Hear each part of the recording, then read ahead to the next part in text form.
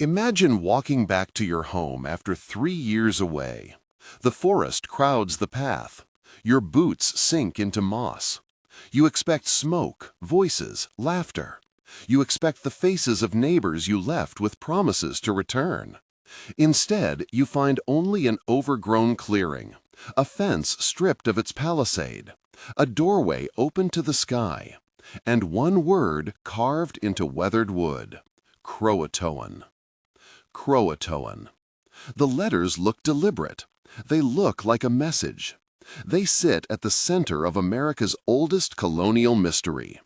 That single word has threaded itself through 4 centuries of speculation, excavation, rumor, and devotion. It is a clue. It is a confession. It is a riddle. And it is not, by itself, an answer. In 1587, a group of 118 men, women, and children arrived on Roanoke Island off the coast of what is now North Carolina. They were English settlers seeking a foothold in the New World. At the head of that group was John White, an artist and governor. Among the newcomers was a newborn who would become a symbol for generations to come: Virginia Dare, the first English child born in the Americas. Families planted gardens, built homes, tried to make a life on an unfamiliar shore.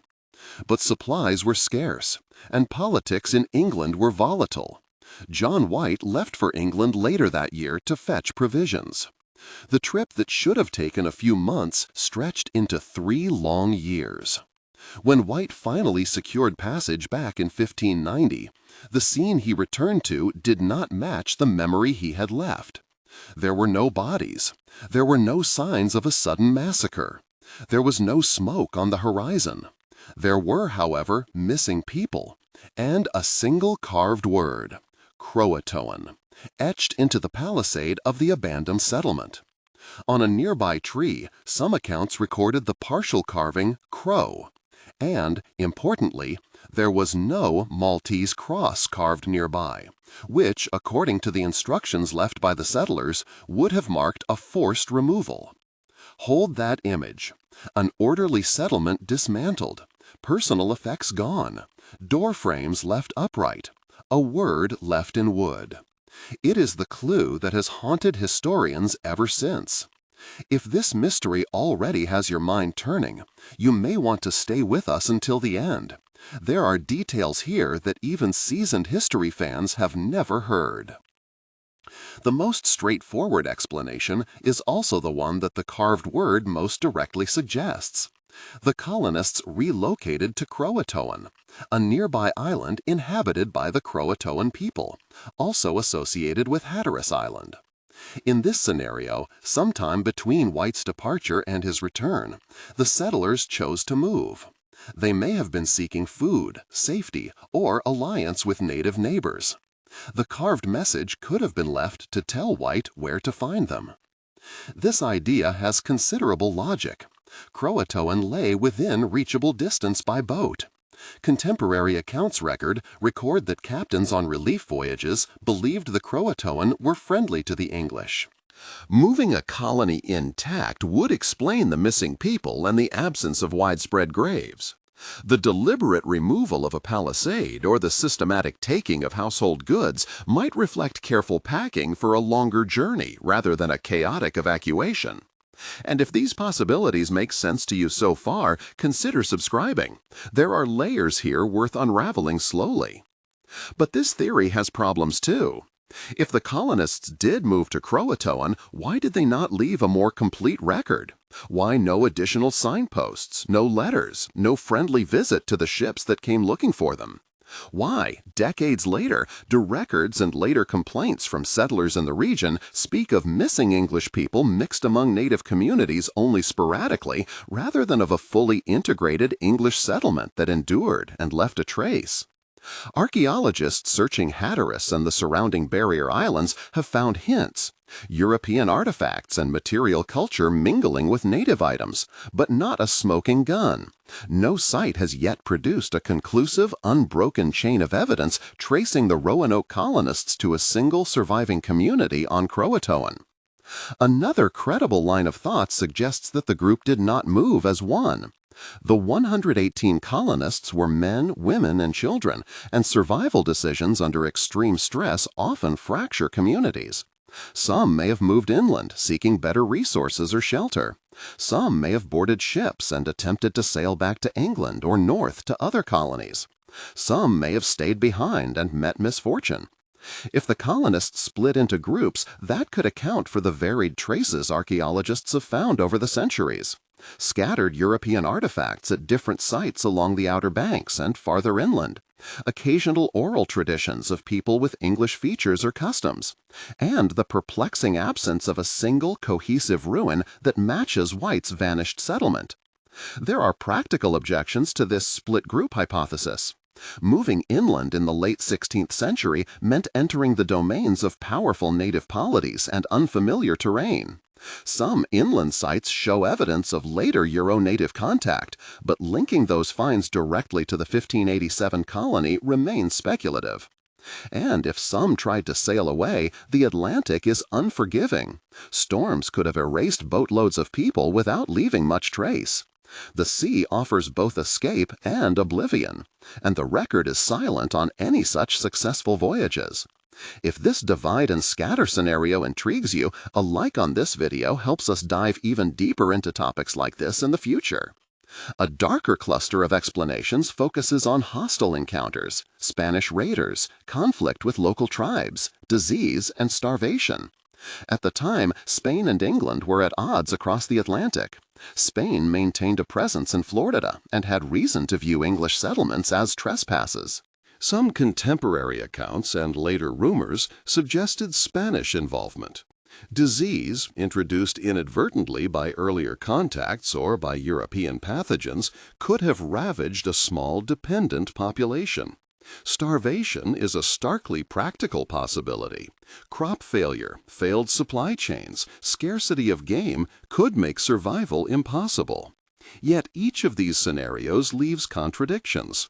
A massacre would likely leave bodies, burial sites, evidence that subsequent searches should have discovered. An outbreak of disease or starvation often results in scattered graves or other forensic signatures.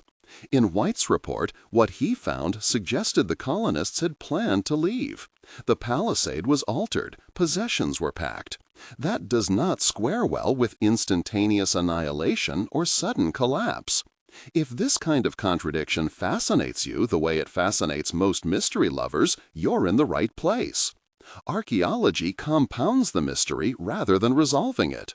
Over the last few decades, excavations on Roanoke Island and across the Outer Banks have uncovered both European and native artifacts in proximity.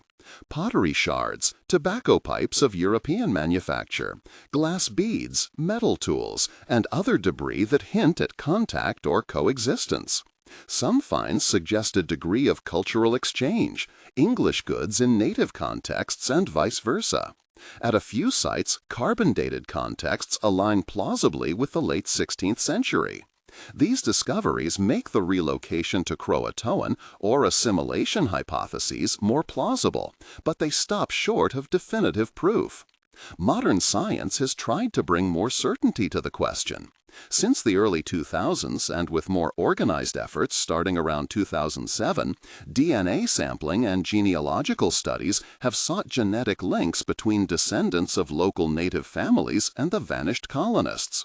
Y chromosome analyses, autosomal surveys, and community DNA projects have been undertaken to detect European lineages that might date back to the late 1500s. The results so far are tantalizing but not conclusive. Genetic mixing across centuries, demographic shifts, and the small sample sizes typical of such studies make it difficult to produce a decisive lineage that can be connected with confidence to the 1587 colonists. In short, DNA has opened new doors, but it has not yet led to a single confirmed answer. Between the mainstream theories, relocation, fragmentation, sea loss, hostile attack, disease, there exists a host of alternative ideas. Some are sobering, some sensational. There have been claims at various points of evidence of cannibalism at some sites, suggested by cut marks on bones or interpretive readings of sparse remains. These claims, when they surface, demand extreme scrutiny because of the ethical and evidentiary issues involved. Other suggestions veer into myth, curses laid on unlucky colonies, supernatural transformations, or even speculative notions like extraterrestrial abduction. These fringe ideas persist not because they rest on solid evidence, but because humans are uncomfortable with voids and will fill silence with imagination. If this escalation from the plausible to the impossible gives you chills, share this video with someone who can't resist an unsolved case. Returning to physical traces, some of the most provocative archaeological claims come from sites that show a mingling of European-style items and native contexts. Pipes and glass beads found near shell middens, a few truncated European ceramics in layers that could date to the right period. These fragments tempt interpretation. Do they indicate assimilation, gift exchange, trade? Or are they the result of later centuries, contamination of sites, or misdated items? Archaeology is careful work. Stratigraphy must be preserved. Dates must be cross-checked, and alternative explanations weighed. That is why many archaeologists working on Roanoke and the Outer Banks are cautious. They speak of possibilities rather than conclusions.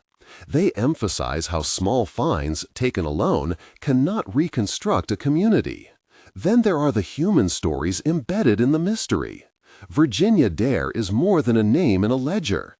She represents the families who attempted to cross oceans for hope.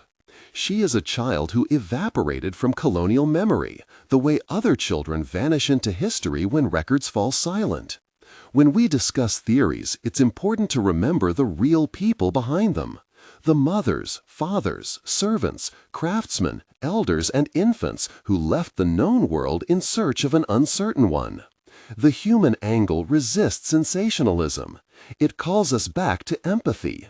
If you value this more human perspective in these more shadowed stories, consider subscribing so you don't miss future explorations like this. There are also social and political layers to consider. Later colonists and chroniclers spun stories with causes in mind, to shame rivals, to rationalize failed settlements, or to make meaning from colonial anxieties.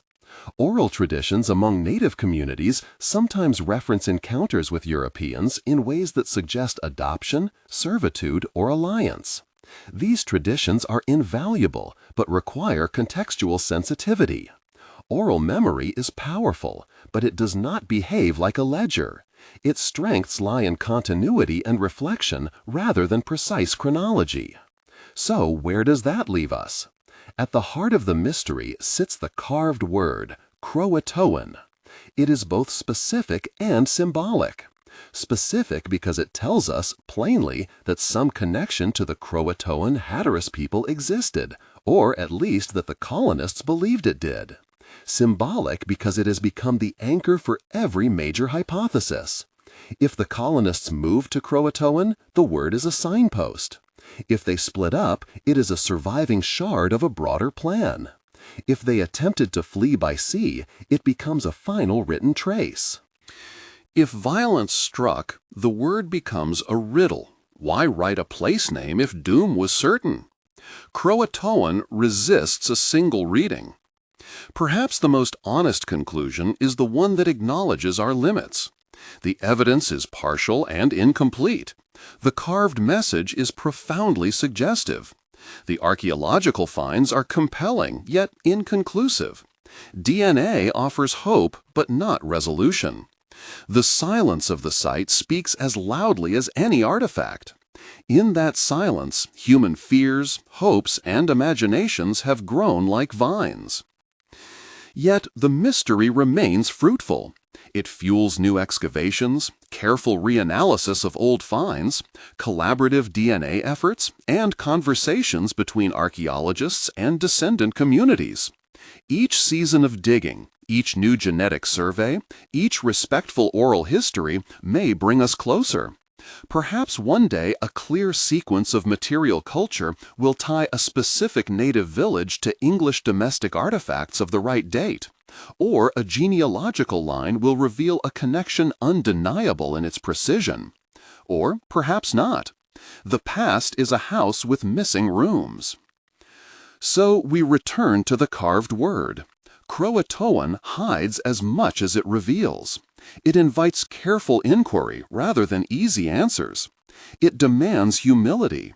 It asks us to consider choices people make when hope is thin, to join neighbors rather than fight them, to take to the sea rather than starve, to carve a name when there is no time for a letter. If you have a theory, if one possibility seems more convincing to you, share it in the comments. Does the relocation theory make the most sense? Do you suspect the sea claimed them? Or do you lean towards slow assimilation into native communities?